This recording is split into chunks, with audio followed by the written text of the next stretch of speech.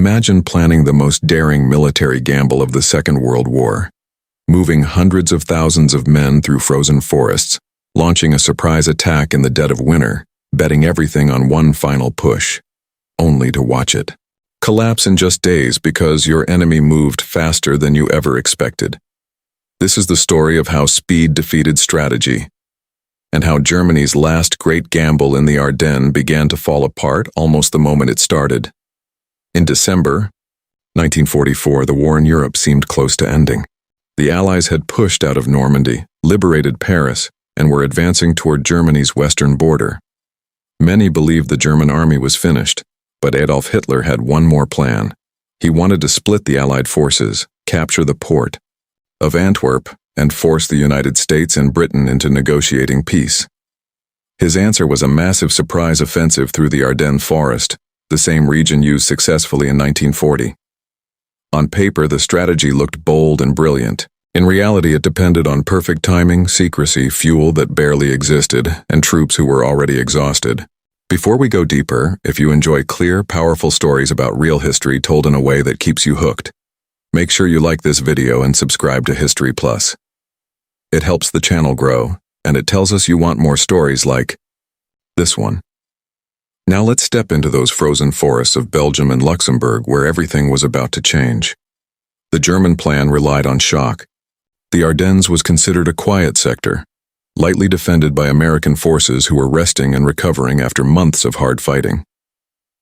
Hitler believed the Americans were inexperienced and soft. He believed that a sudden, overwhelming attack would cause panic and confusion. German forces would break through the lines, rush west, cross the Meuse River, and capture Antwerp. If that happened, the Allied front would split in two. Supply lines would collapse. Political pressure would rise. The war might take a completely different turn. At dawn on December 16, 1944, the silence of the snowy forest exploded. Thousands of German artillery guns opened fire at once. Shells rained down on American positions. Communication lines were cut. Roads were smashed. In the first hours, confusion ruled. German infantry and armored units pushed forward under heavy fog and snow, which grounded Allied aircraft.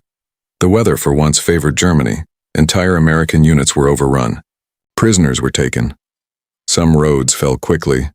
For a moment, it looked like the gamble might actually work. But here is where the first crack appeared in Germany's grand strategy. Speed was everything. The plan required rapid movement, non-stop, momentum, and flawless coordination. Yet the Ardennes was not an open highway. It was a maze of narrow roads, thick forests, steep hills, and small villages. Tanks clogged the roads. Supply trucks got stuck. Fuel was already in short supply before the attack even began.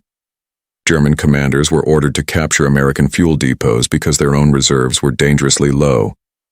That alone tells you how fragile the plan was. Meanwhile, American soldiers, though surprised, did not collapse the way Hitler expected. In many areas, small groups of men held crossroads in villages with stubborn determination. Road junctions became critical. Whoever controlled them controlled movement. German columns were forced to slow down, detour, or fight costly battles just to keep moving. Every delay mattered. Every lost hour weakened the entire offensive. One of the most important locations was the town of Bastogne. It sat at a vital crossroads in Belgium. Several key roads passed through it. Without Bastogne, German armored units could not move efficiently westward. American forces quickly realized its importance. Units were rushed in, including elements of the 101st Airborne Division. They arrived with limited supplies, thin winter clothing, and little time to prepare. Soon they were surrounded. The Germans believed Bastogne would fall quickly. They demanded surrender. The American reply was short and unforgettable. Nuts. That single word carried a powerful message. They would not give up. The siege tightened. Snow fell heavier. Temperatures dropped. Ammunition ran low. Food was scarce. Medical supplies were limited. But the defenders held, and while they held, something critical was happening elsewhere. General George Patton, commanding the U.S. Third Army, was moving. Patton had been preparing for the possibility of a German counterattack. While other commanders were still reacting to the surprise, he had already begun pivoting his forces north toward Bastogne. This was not a small adjustment. It required turning entire divisions in winter conditions, reorganizing supply lines, and pushing through icy roads. But Patton understood something simple and powerful. Speed could break the enemy's plan. Germany's strategy was based on surprise and momentum. If that momentum stalled, the entire operation would weaken. Every day that Bastogne held was another day Germany burned fuel, lost vehicles, and stretched its supply lines thinner. Every hour Patton's forces moved closer increased the pressure. Inside Bastogne, the situation was desperate. German artillery pounded the town. Infantry assaults came again and again. American soldiers dug foxholes in frozen ground. They treated wounded men in cellars and makeshift aid stations. They rationed bullets. Air support was impossible at first because of the weather. Yet morale did not collapse. The defense became a symbol of resistance. The Germans had expected fear.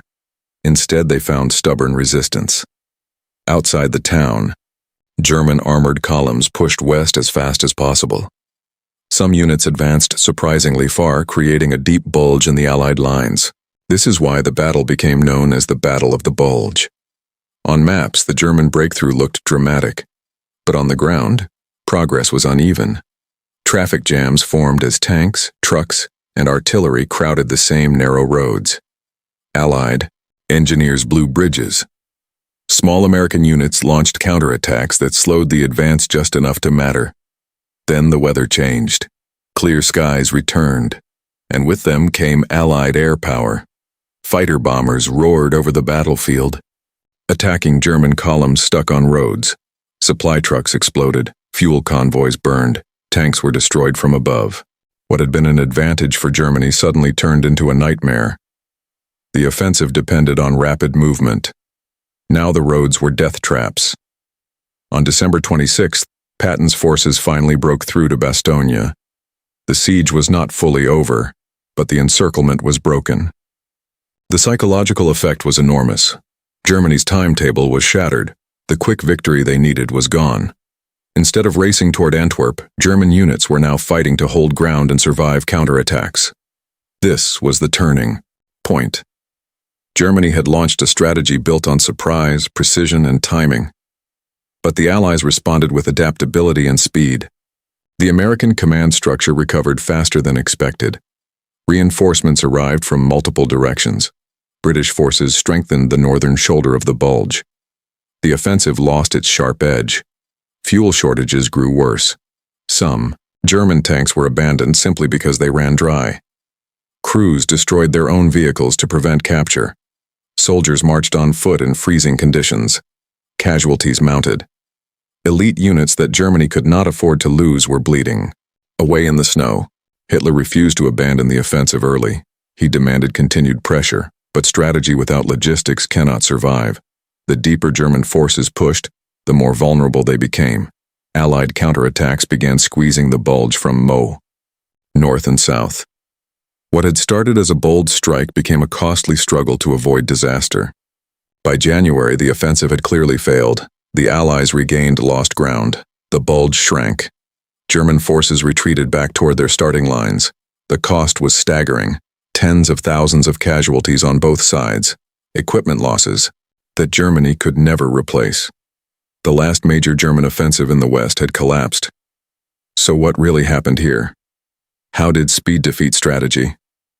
Germany's plan was not foolish in concept. Surprise has always been a powerful weapon. But the plan demanded perfect conditions. It demanded fuel that barely existed. It demanded roads that could not handle the traffic. It demanded that American forces break psychologically. Instead, American soldiers adapted quickly. Commanders made rapid decisions. Reinforcements moved faster than the Germans expected. Air power returned at the perfect moment. The offensive slowed, and once it slowed, it began to die. The collapse of the Ardennes gamble had consequences beyond the battlefield. It drained Germany's remaining reserves. It weakened defenses along the Rhine. It exposed how desperate the German high command had become. After this failure, there would be no more grand offensives in the West. The initiative permanently shifted to the Allies. There is also a human side to this story that cannot be ignored. Young men on both sides endured freezing temperatures, constant fear, and brutal combat. Many never came home. Civilians in the Ardennes region saw their towns destroyed for the second time in 5 years. War is not just strategy and maps. It is lives changed forever. As we look back, one lesson stands out clearly. Strategy may look powerful on paper, but without flexibility, realistic logistics, and the ability to respond to unexpected resistance, even the boldest plan can collapse. Germany underestimated the resilience of American forces. They underestimated the power of rapid counter-movement. They underestimated how quickly momentum can shift. When speed defeated strategy in the Ardennes, it did more than win a battle. It shortened the war in Western Europe. It showed that the German army no longer had the strength to control events. From that point on, defeat was only a matter of time. And now I want to hear from you. Do you think the Ardennes Offensive ever had a real chance of success? Or was it doomed from the start because of fuel shortages and unrealistic goals? Drop your thoughts in the comments. Your perspective might spark a powerful discussion, and if you found this breakdown clear and engaging, share this video with someone who loves military history. It really helps History Plus reach more people who want honest, powerful storytelling about the past. The snow of the Ardennes has long melted. The forests are quiet again. But for a few intense weeks in the winter of 1944, that frozen ground witnessed one final gamble. And the moment when speed, resilience, and adaptability crushed a desperate strategy. The first shock of the attack had passed, but the situation was still extremely dangerous. German armored columns were pushing deeper into Allied territory, and on the map the breakthrough looked dramatic. Roads were cut, units were separated, rumors spread faster than facts. For a few tense days it felt like the front line was bending in a way no one had expected.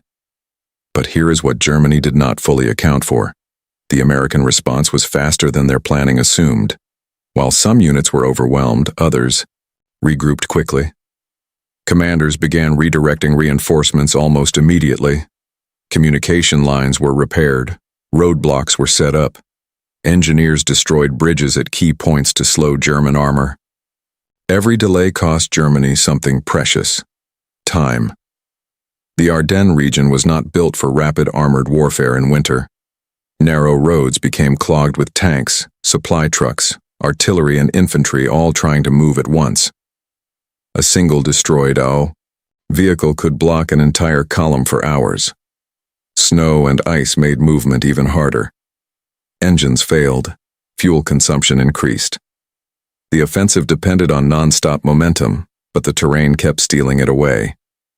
At key crossroads, small American units made stubborn stands. They were often outnumbered and outgunned, but they understood something critical. They did not need to win every fight. They just needed to slow the Germans down. A few hours of resistance at one road junction could disrupt the entire timetable of the offensive.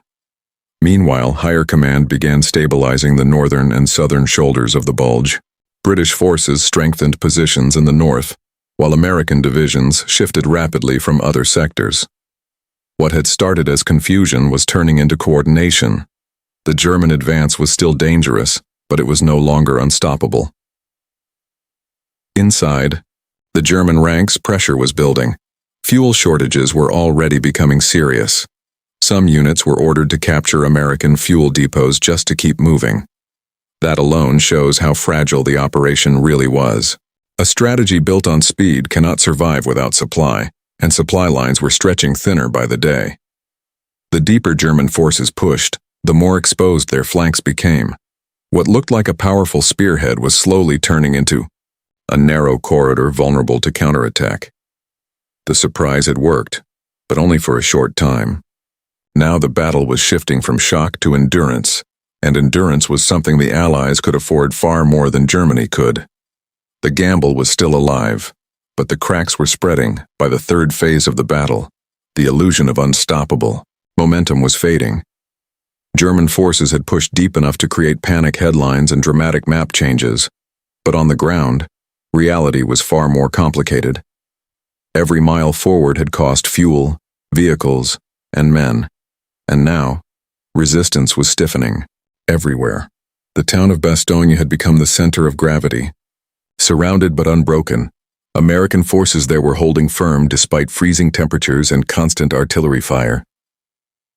German commanders knew that without controlling Bastogne's road network, their armored divisions could not move efficiently west, so they committed more pressure, more artillery, more infantry assaults. But each attack took time. Each delay slowed the entire offensive. At the same time, something critical was happening in the air. The weather that had shielded German forces at the start began to clear.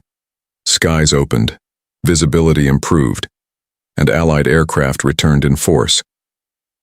Fighter bombers targeted German supply lines, fuel trucks, and armored columns stuck on narrow roads. What had once been hidden under fog was now exposed from above.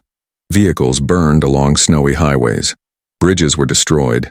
Movement became even more dangerous. Inside German units, frustration was rising. Orders demanded speed, but conditions made speed nearly impossible. Traffic jams stretched for miles. Units lost contact with each other. Some commanders hesitated, unsure whether to push forward or protect their flanks. Coordination, which had to be perfect for the plan to succeed, was beginning to break down. Meanwhile, Allied leadership showed flexibility. Reinforcements were arriving steadily. Defensive lines were hardening. What had started as a desperate reaction was turning into organized resistance. The German offensive still had power, but it no longer had surprise. And without surprise, its chances were shrinking fast. The battle was no longer about dramatic breakthroughs. It was about survival, supply, and endurance. Germany needed rapid collapse from the Allies. Instead, it was facing recovery and growing strength. The gamble was entering its most dangerous phase, not because it was advancing too slowly, but because it had lost the advantage that made it possible in the first place. Momentum was slipping, and in a strategy built entirely on speed, slipping momentum was the beginning of defeat. By this stage, the offensive had reached its breaking point. The deep push into Allied territory looked impressive on maps, but in reality, German forces were stretched thin and dangerously exposed. The initial shock had faded. Now they were fighting a battle of attrition, and that was a battle Germany could not afford to fight. Fuel shortages were becoming critical. Some armored units were forced to halt completely. Crews siphoned fuel from damaged vehicles. Others abandoned tanks that could no longer move. Orders from high command still demanded aggressive action, but the resources to carry out those orders were disappearing. A strategy that depended on rapid movement was now trapped in place. Allied counterattacks began pressing from the north and south. British forces stabilized the northern shoulder, preventing any further expansion. American divisions attacked from multiple directions, tightening pressure on the German flanks. What had once been a powerful spearhead was now vulnerable on both sides. The bulge in the line stopped growing and slowly began shrinking. Inside the German ranks, morale started to shift. Soldiers who had advanced confidently in the first days were now digging defensive positions in freezing ground. Casualties were mounting. Supplies were inconsistent. Communication was strained. The element of surprise, once their greatest weapon, was completely gone. Meanwhile, Allied air power dominated the skies. Clear weather allowed continuous airstrikes against retreat routes, supply columns, and concentrated armor. The same roads that had carried German forces forward now became bottlenecks under constant attack. Movement in daylight was dangerous. Every mile of ground gained earlier now felt like a trap. Commanders on the German side faced a harsh reality. Even if they held their current positions, they could not reach Antwerp. The distance remaining was too great. The fuel required was unavailable. The resistance ahead was strengthening, not weakening. The offensive was no longer a path to victory. It was becoming a liability. The strategic gamble that was meant to split the Allies was now draining Germany's remaining strength. Elite units were being worn down. Equipment losses could not be replaced.